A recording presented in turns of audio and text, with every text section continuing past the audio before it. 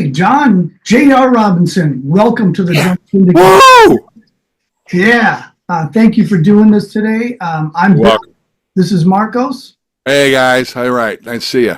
Yeah, and I mean, you are known as the most recorded drummer in history, which is wow. That's a big one right there. Listed in the top 100 drummers of all time, you've recorded with Michael Jackson, Quincy Jones, Stevie Winwood, Lionel Richie, Whitney Houston, Chaka Khan, Herbie Hancock, George Benson, Eric Clapton, Michael McDonald. The list just keeps going on and on. What do you do when that red light comes on to stay physically and mentally loose? One thing I've learned about the red light syndrome, or I used to joke at certain players, call it the RLS. You know, if you got an RLS, you got a problem. So I don't treat it as I don't even pay attention to when the red light comes on. Forgive us, there's a helicopter flying by. I don't know if you hear it, but there you go. We'll put it in the mix. So I mean, I approach each rehearsal as though it's always recording, and you know, like the way you see in today's social media, you know, these kids, everybody's got a phone, everybody's recording. Well, if you approach that as a musician, just think that everything is recording, and then when the actual red light does come on, oh gosh, gee, I played that. Oh gosh, ooh, I played that, you know, or something. So you don't let it get in the way of your ego or your, you know. I've seen a lot of players when the red light goes on, their playing changes, and I'm thinking, well, why didn't you just play it like you did, you know, when we were rehearsing?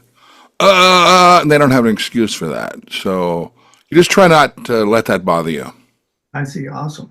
Marcos. Well, when you say that they're playing changes, do they try to get a little more flashy? Is that what happens?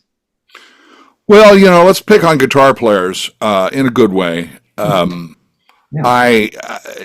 know, most of the time, and the late Jeff and I had a lot in common about this, was we have a propensity to get our parts quicker than the guitar players, because the guitar players are fishing, and they're also, you know, oh, that's the melody? Okay, great. Well, in our case as drummers, we're going to leave space for the melody. We're not going to play anything that the melody dictates unless it's something that the producer and or artist would like. Guitar players will be fishing for something that doesn't get in the way, still works with the drum part and the bass part. So in a sense, in popular music, the guitar player's chair becomes a little bit more hot in that aspect. And so there's certain guitar players like a great Paul Jackson, and I always mess with Paul. And I go, Paul, what was wrong with your first take? Oh man, I had so many mistakes. I got to fix it. So I look over to the engineer and I go, don't erase that. I know what you mean by that. Yeah, there's some good shit on there, you know. In fact, I think a smart producer will just start recording as soon as everybody's set up, and the first, you know what I mean, before the band even knows that it's time to record, because then you're going to get the guys when they're probably not tense, they're probably looser, and you might get a good take, right? Right, and that actually could lead to the take. You know, I mean, I've been in there just thousands of different scenarios of that concept. I am kind of on the assumption that you're there, you've known your fundamentals, and you're there now playing with live players, hopefully, and you know, you're letting it out. However, you know, when you first play a song, very first time, you know, and everybody's there together, everybody's experimenting and trying different scenarios, and you know, you're thrown up against the wall and you find out, does it stick or not? And if it sticks, great. If it's something that you can never play again, that's when you plead to the producer and or engineer, or you just take the session over and say, man, I got to keep you know, this B section here, because it's just so magical. I mean, I'll try to reproduce it, but the magic won't be there, and they'll usually say, okay. Right, and that's what I was going to ask you next was basically, do you ever record sections at a time and then they just put them together as opposed to playing the entire track all the way through? It depends on the decade, Okay. or now the half century mark. But there's different scenarios to that. In the Daft Punk situation where, they excused Nathan and Paul and said, John, I want you to play 100 at 116 with a click and just play anything you want. I go, you mean I'm not playing with a song? Well, just play some grooves and then we'll talk about the song. Well, they were jiving the shit out of me. And I'm thinking, well, I'm basically writing a song for them. And even though most of that record was pieced together, there was a couple of tracks on there that I played from top to bottom. It depends. I mean, if there's a situation where, I'll give you an example. In the old days, on a Steve Winwood record, Back in the High Life Again with James Taylor, I played that top to bottom, no punch-ins, unlike Higher Love, which was pieced together with main groove, overdubs, blah, and then that intro got put back on.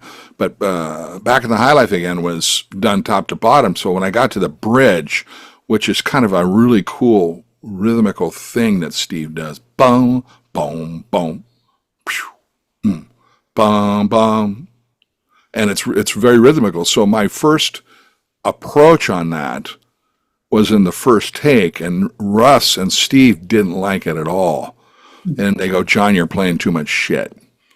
And so I came back and listened, because by the way, there wasn't anything on that record anyway, except for me and a Jimmy Braylauer percussion loop and a Steve Winwood synth part and some synth stabs. There was nothing else on there. So it was very barren. So I go, okay, I'll fill this up. Well, in reality, they didn't want it filled up. So I came back and I punched that bridge and simplified it within my same concept, and it worked.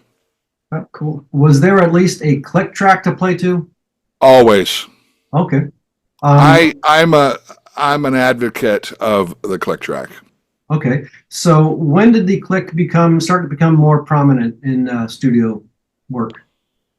Well, from the day I got into the studio, except for my junior high jazz band record, we cut live. But when I got to Berkeley in '73, I became the studio drummer on an old Scully 8-track machine. And there's a guy named Joe Hostetler, an engineer, and another engineer named Doug Getchall. And they go, well, you're in here because we hear you got really good times. So do you know what a click track is? I go, no, I don't. I'd never heard of it. I didn't know what it was. And well, this is a film click. This is what they use for films. It's a 7-frame film click.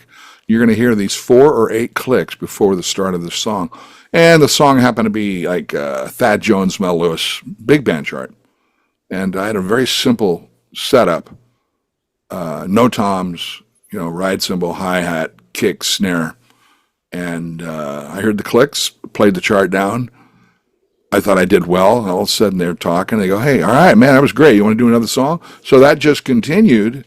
So that was for me in '73. And when I got to L.A. in '78, everything was done with the click track. It was a film click. And then there were certain rock things I would do, like when I was with Glenn Frey, or I think even the Stevie Nicks stuff was done with click. So I would say 95%.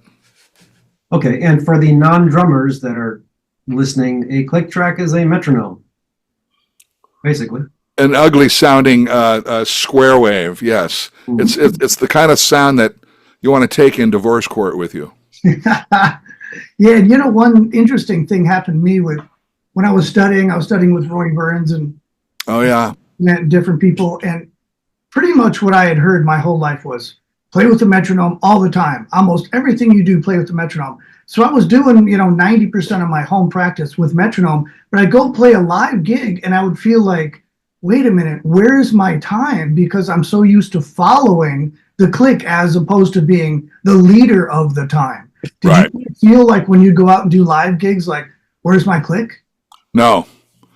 And that I know where you're coming from this. And next week, for example, I'm going to be at the University of Nebraska in Omaha, and we're going to have a master class, and it's going to be primarily speaking about time concepts.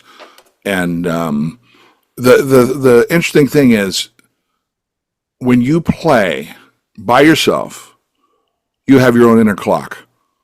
You may not, maybe you're not totally aware of it, or you've captured its soul yet. But if you, let's say you're playing at something at 100 BPM, and if you take that away, it's still there. Right. It's not veering. And so the concept of that is to understand that, yes, we are human. We're going to rush. We're going to drag. Which is worse? Well, they're both bad. But the thing is that, when you start playing live with a band, everybody else has got their own inner clock. However, you're the king. So your inner clock rules. And, lots of times your bass player will give you support. Generally, a bass player that's playing too busy on a live gig is not playing in time. Or he's forced himself to play all these little notes that gets in the way of the groove because he can't play in time. Louis Johnson was not that guy, for example, God bless him. But sometimes when you're in the live situation and you look over at somebody and it feels wrong, generally what the first things you want to do is you want to adjust whatever you're hearing in your headphones if you're wearing ears. If you're not, and if you're on speakers, then you tell your monitor guy to lower X. Generally, it's the guitar player. you lower it so you hear the foundation of the mix coming through. Yeah, and you know what? I was, obviously studying for this interview, and I was watching a lot of your videos, and I saw you bouncing that left leg up and down to help with the time feel and also the body motion. Yeah. And you spoke about dancing, how good that is for drummers. So yeah, there's a lot of tools you can probably get in there to help solidify that. Yeah, it's interesting. I look at that bouncing in the left leg, and it's almost like my leg's got really good Parkinson's time. That's great. That's Bidenomics right there, is that left leg. Right, yeah. I'm kidding. Or am I? Anyway, and there's the Michael Jordan tongue move, too. A lot of us drummers have involuntary muscles that when we're within the moment, things come out. Mm-hmm. And things are weird, and I'm chewing like I like a cud, and sometimes but if I start thinking about, oh God, wow, what I might look really weird here playing this kind of a groove, you can't think about that shit. You just can't. You are who you are. We've developed as drummers. All of us are different, and all of us have something to output in a positive way. So you try to not do that. As far as time goes, it's generally has to do, since 99% of us playing live or playing with a click track or Pro Tools, well, maybe not that much, but it's definitely in the 90s. It's all about adjusting your audio and hearing what you hear. Me personally, I've seen some famous drummers now talk about lowering the click when they play live. Well, that doesn't fly, because the click is your friend. It may be painful to hear it, but it's up to you to control it. Like there's times when I've been out with David Foster and we're doing every single artist in the world with us. It's probably the hardest gig, I would venture to say, of any gig there is on this planet, because of the nature of the variety of the music. I mean, within 10 minutes, he'll change 5 different directions. I mean, from rock and roll to this, to the most sultry 56 BPM ballad, to something magnificent and orchestral and everything in between, and then bebop and all this stuff. But it's all honoring vocalists. So we always have a click. But there's times when I'm playing, and he'll rush. as a piano player. And he'll look at me and he'll like hit himself in the head. And I say, don't worry about it because it's part of the feel. However, I'm in there. I have my click. I have my own mixer and I have the click relatively loud, but it's loud enough that it won't leak. And I will pull behind it on a lot of songs and play literally behind the tempo to especially coming into transitional phrases.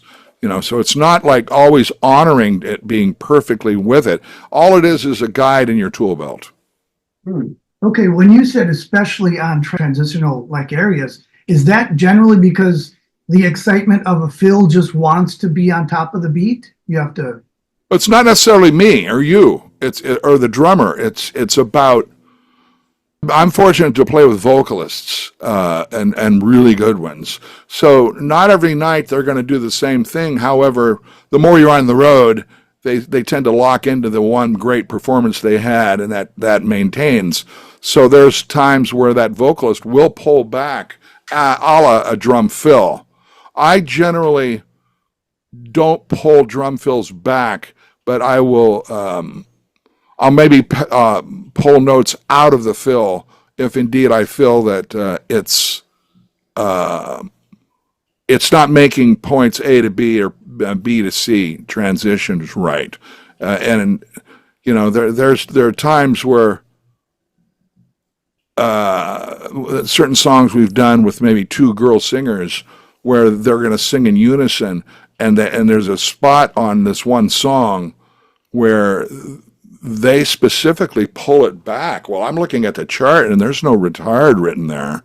And I'm thinking, well, why do they do that? Well, what I did was I went with them and I pulled that thing back about, 7 milliseconds over 2 beats and then bring it back in because it felt good because of their phrase they were singing. Okay, cool. So I'm thinking that you were probably the busiest as far as sessions. I don't know, in the 80s. I'm sure you're still plenty busy, but in your busiest era, can you describe a typical, day or week in the session world? What's funny is that just seemed like yesterday, and guess what year we're in? This shit goes by fast. So 40 years ago. What? Oh man. And by the way, that's why I sit in my own studio now, and I'm working on an actual guy named Michael Kleitman. He's a pop classical operatic singer. That's my second record I've done with him, so it's something totally diverse. But again, we're not at Henson in Hollywood anymore. I hear record plants going bye-bye. Capitol is on hiatus. How about today? Yeah, it's ridiculous. So it's expensive, but.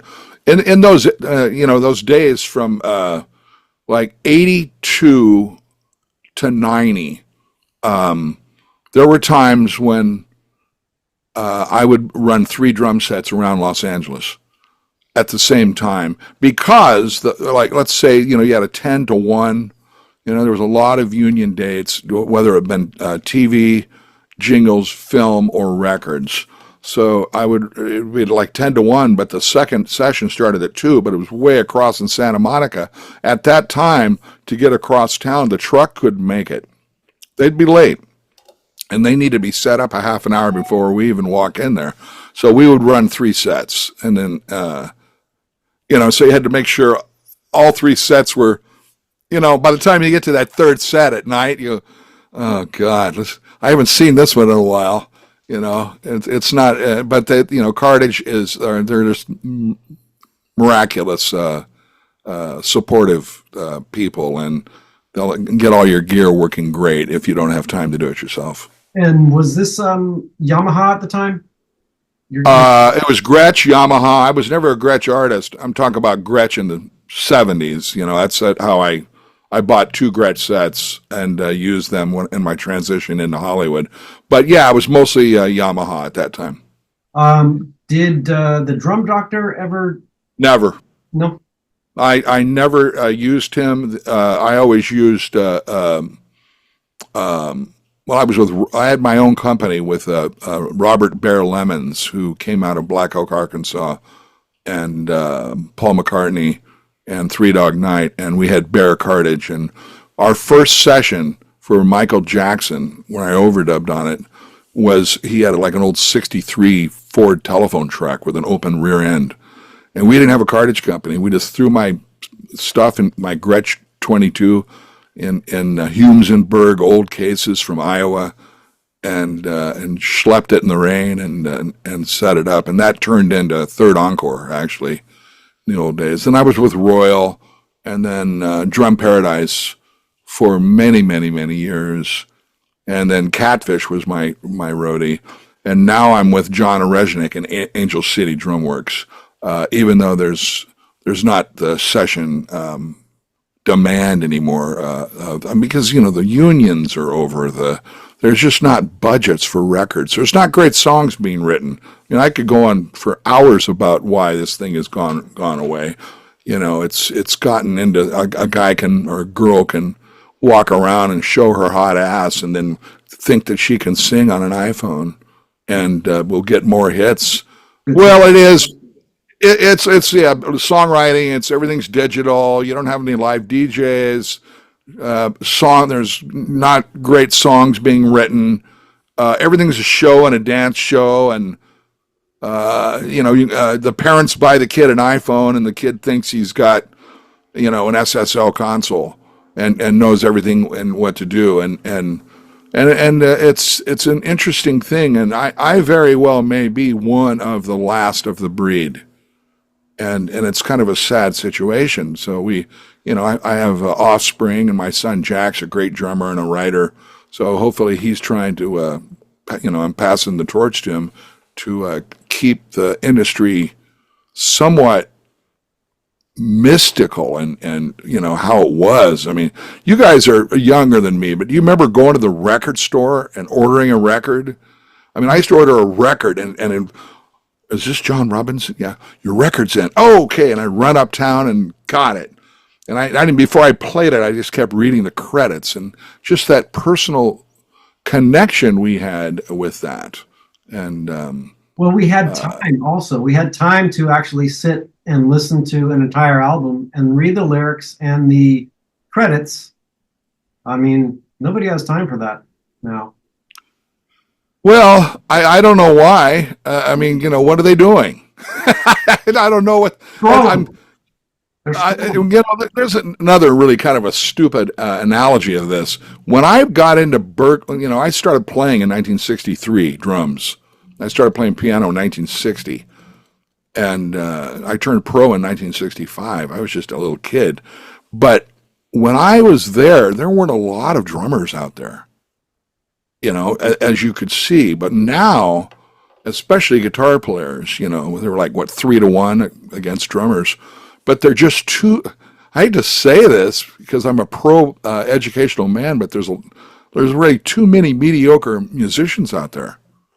And I don't have anything against, I see people in this industry that have completely successful $500,000 to $10 million businesses, but yet they want to make a record because they think they're that guy. And I'm thinking, I don't have anything against restricting one's art output, because that's, it's what humans should be doing. It's like, I'm going to start painting now. Well, I don't know jack shit about painting. And, I can throw up a thing against the wall in rhythmical painting, but and because of my name, maybe I'll get an extra $10.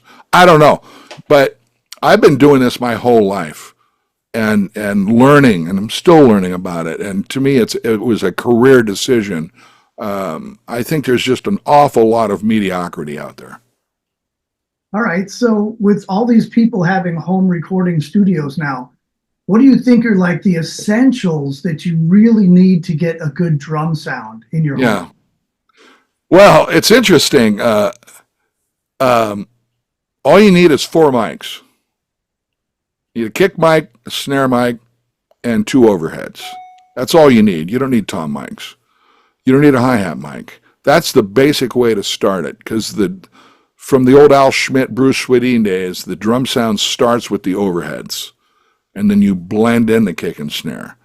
Then eventually you'll lower overheads. But there's these companies called D-Bleed, or you could take this on 4 tracks of drums and put this on all of those, on one on kick, one on snare, and then a stereo version on the overheads. And you can theoretically gate out naturally any sort of reflection that I have spent years understanding and frequencies. So there are very simple ways to get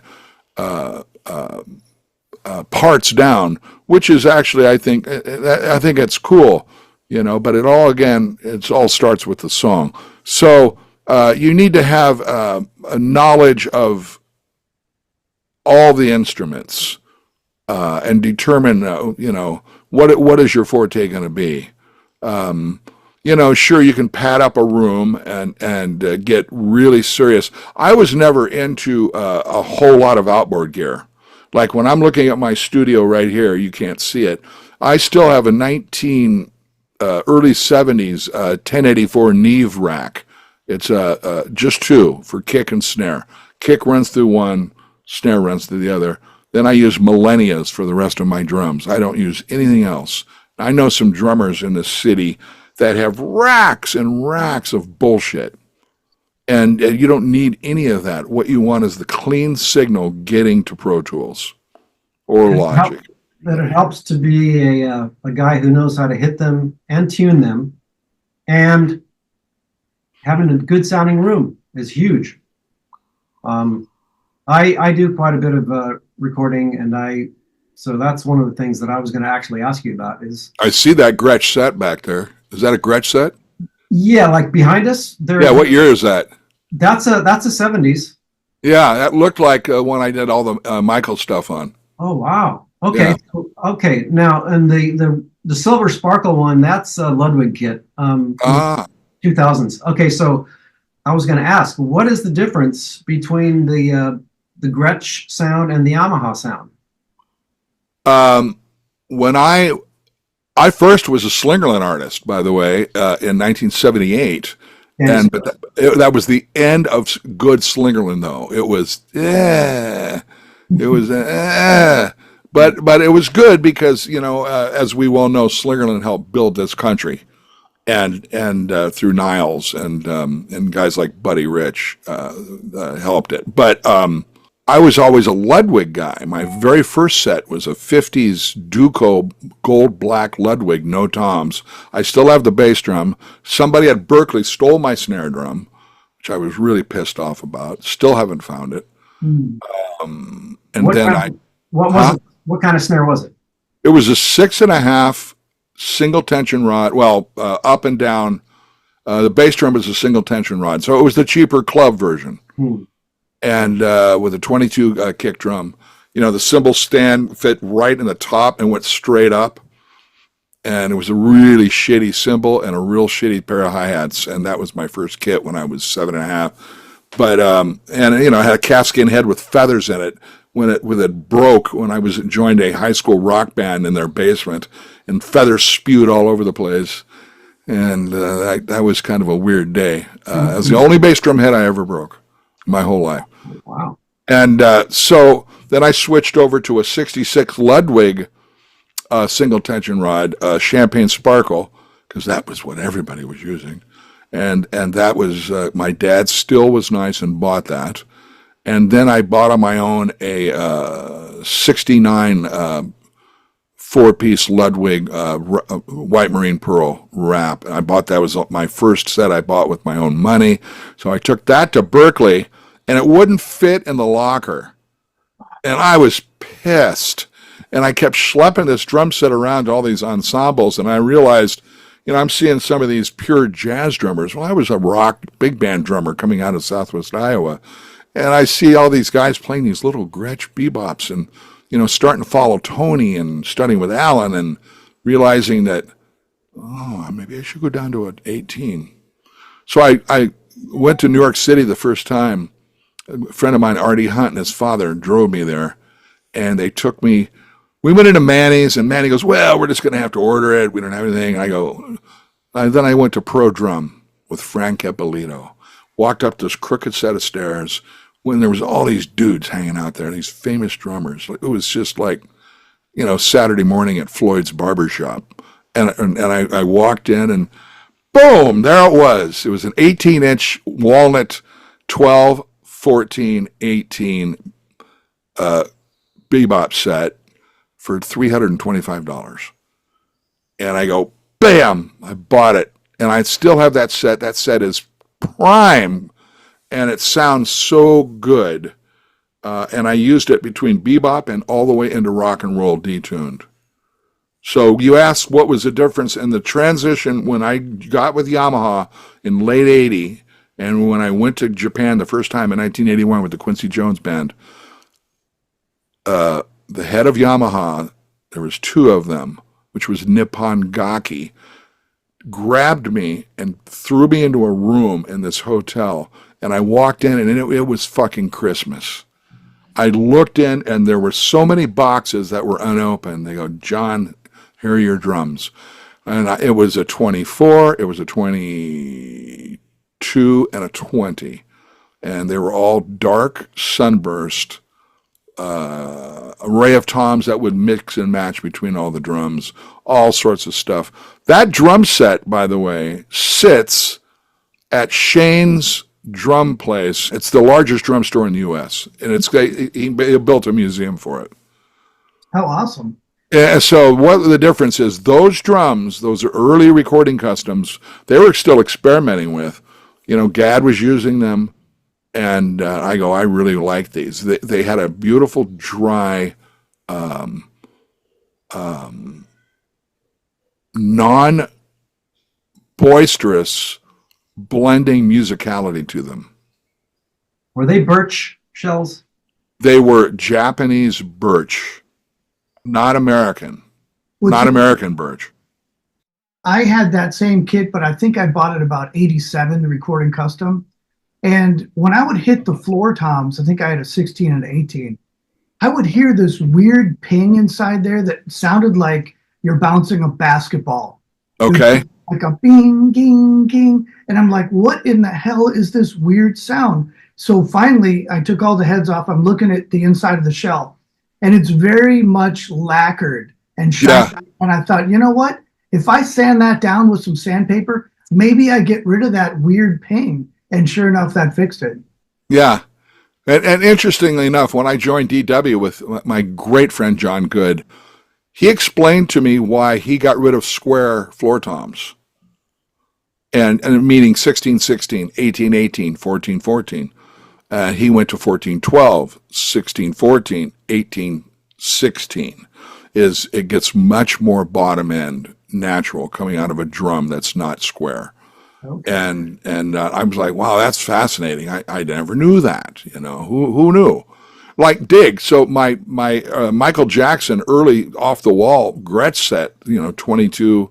This is a set I used to use when I got discovered by Rufus in clubs in New England and Ohio. I used to take all the heads off and all the lugs out and pack them with cotton balls and then put them back in because I could hear, when the mic was on those drums, I could hear the springs moving. Right. Wow. Yeah.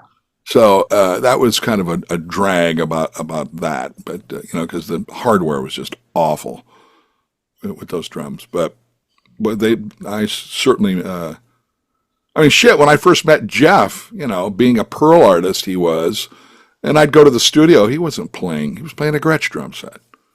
I heard about that, man. That a lot of these guys, that a lot of these guys that were endorsers of whatever Yamaha, Pearl, would actually use Gretsch in the studio. Yeah, I did not. Once I left, once I got with the company, I supported the company.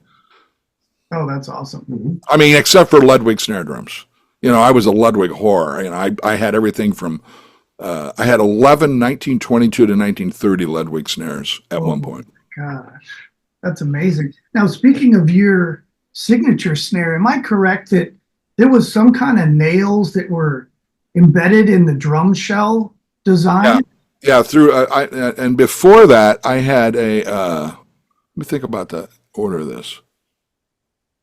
No, I, ironically, nobody knows this. When I was with Yamaha from late 81 to when I came back all the way through 90, when did I leave Yamaha? 2000 something. I was there 39 years. I went with Pearl while I was still signed to Yamaha. Oh, wow.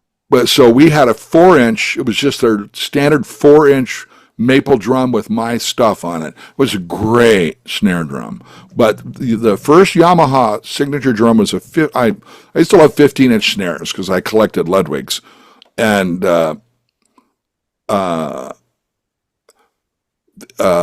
Hoggy helped design a 15 by 5 with a reinforcement hoop snare drum. That's a beautiful drum, and underneath it is a lip that it'll fit on a 14-inch snare stand. And that snare will get really fat, or it'll tune up really high. It's a very unusual snare. Then we went into the white 5.5 wrap with nails drilled into the bearing edges and sawed off and sanded beautifully. And the concept behind that, and then that eventually morphed into the 6.5 Sunburst. The concept behind that was the metal sounding through the wood, and it was a 60-degree bearing edge, would cause the drum to react and not just be a wood sound. So it was a hybrid. Okay, I gotcha. That's a great snare. If those are still out there, I suggest people collect them. Yeah, it's super interesting. Just the concept. There's nails in this. What? Yeah, I mean, when you take the head off and just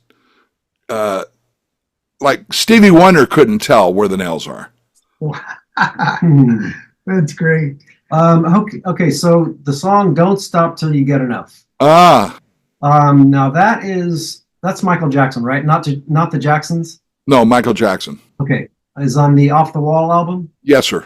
Okay, so that would be that Gretsch drum kit, right? Yes, sir. Okay, now there's this, but not a Gretsch snare drum.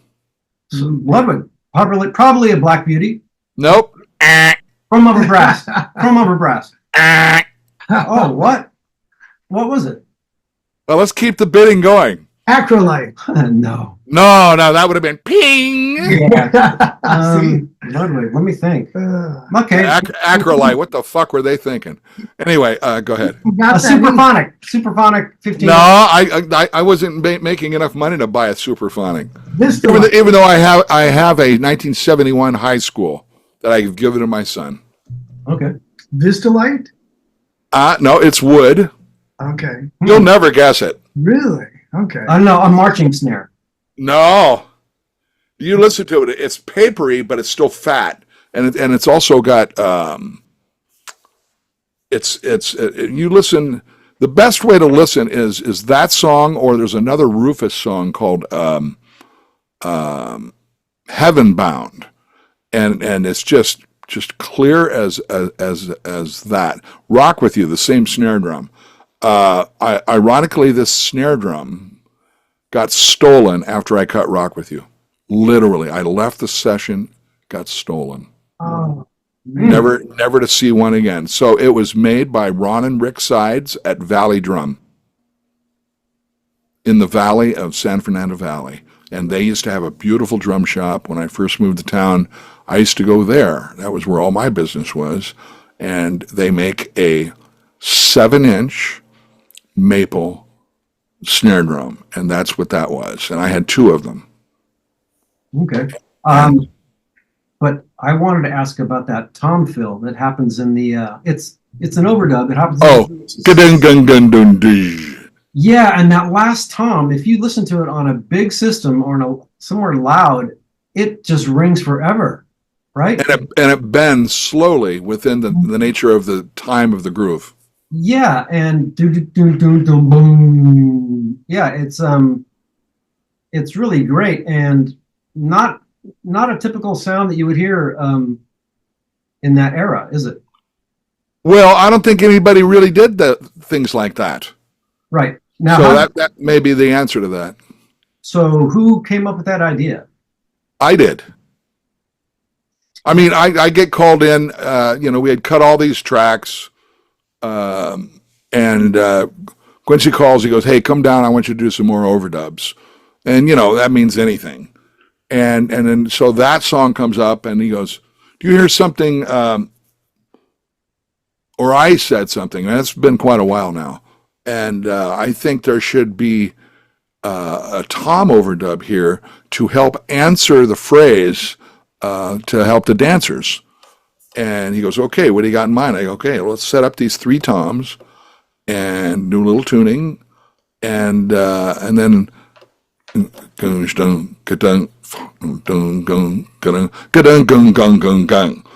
so it would happen to be it sets up the phrase. So when I do that in clinics, I'm going to actually next week I'll be at the University of Nebraska in Omaha. I will do a version of that, but I have to play the fill at the same time, should I choose to, and it just adds it's almost like I'm singing something. It's like that's a vocal phrase there. So it works. The tuning was you tune that top head a little higher, so it rings, it bends a little longer. Okay. Oh, okay. Gotcha.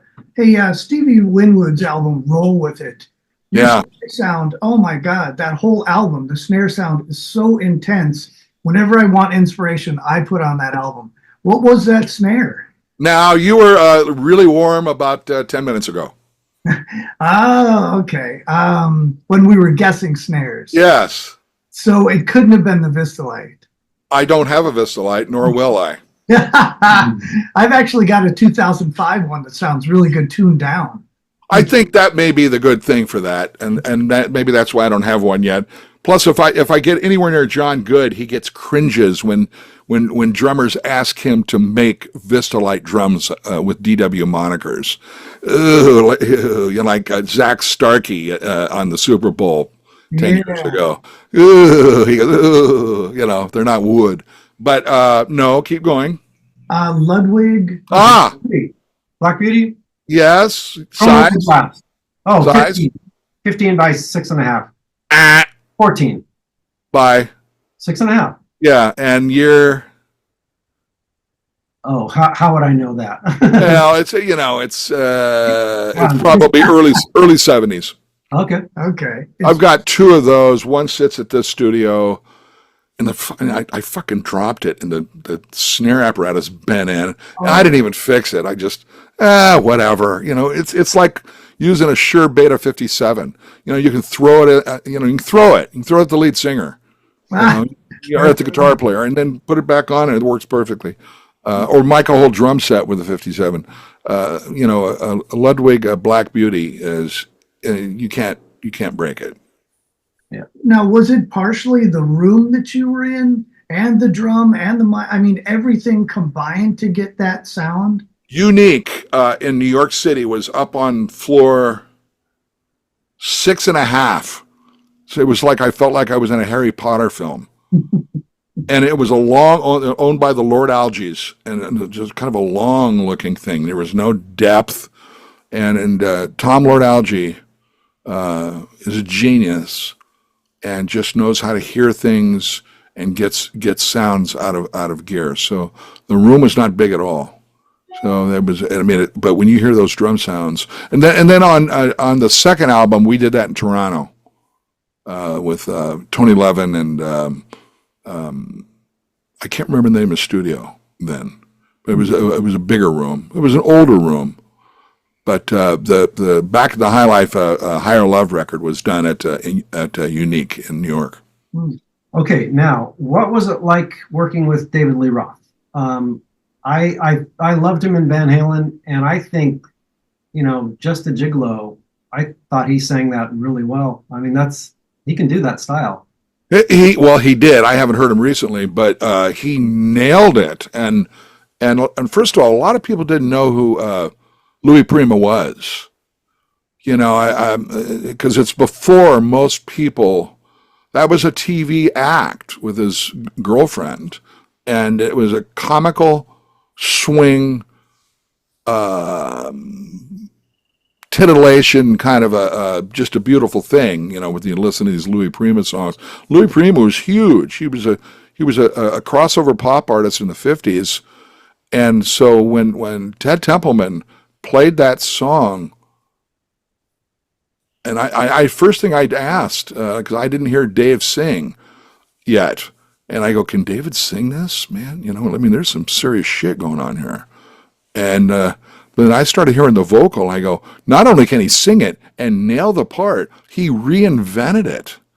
And the band didn't hurt, with Willie Weeks on bass and Eddie Martinez and Edgar Winter, and it was just a super band. So Dave. And by the way, I was responsible partially for helping break Van Halen up for a year. It was great. I felt wonderful. Right. How would you describe the difference of working with Ted Templeman versus Quincy Jones? Everybody's got their thing. Quincy Jones is God. And if you start veering your way down from Quincy, then you got David Foster and Russ Titleman and Michael O'Mardian and Ted Templeman and Trevor Horn and all these great producers that I've had the great fortune of working with. George Martin is a genius, and but Quincy Jones is he has his own mountain, and the other people's mountains are smaller.